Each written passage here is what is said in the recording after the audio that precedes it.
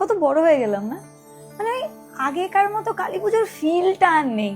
ওই ছাতিম ফুলের গন্ধ, ওই হালকা সন্ধ্যেবেলায় শীতের আমেজ, তার সাথে ফাংশন দেখা, আর আর সন্ধে হতে না হতেই সব দরজা আটকে দেওয়া, নাহলে শ্যামা পোকা ঢুকে যাবে বাড়িতে। এখন একটু বেশি রঙ্গোলি দিওয়ালি নিয়ে এত কথা হয়।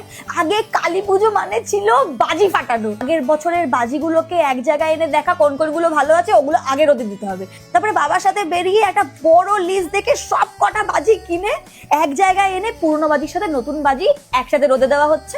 আর মাঝে মাঝে গিয়ে বাজিগুলোকে একটু উল্টে রাখা হচ্ছে যাতে দুই দিকেই রোদ লাগে।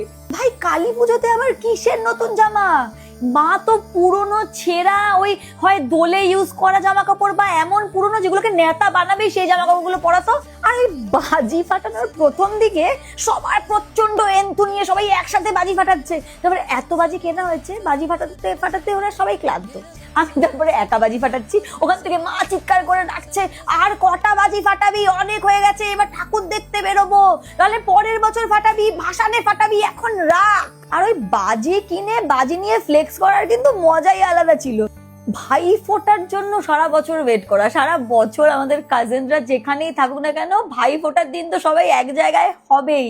আর ওই ভাই ফোটার দিন কি মেনু হবে, পোলাও মাংস হবে না ফ্রাইড রাইস চিলি চিকেন হবে, এই নিয়ে গল্প। তারপরে আমাদের প্রতি বছর পাড়ায় ফাংশনটাও হতো কালী ভাই ফোটার দিন রাতে, তো প্রত্যেককে না থাকতে হবে, কোনো বছর ফাংশনে থাকিস না, এই বছর ফাংশনে থাকতে হবে। সেটা একটা আলাদাই মজা ছিল। এখন তো সবকিছু একটা রেসপন্সিবিলিটি হয়ে গেছে, যে ধনতেরাস আসছে তো বাড়ির জন্য কিছু কিনতে হবে, বাড়িতে একটু টাকা পাঠাতে হবে।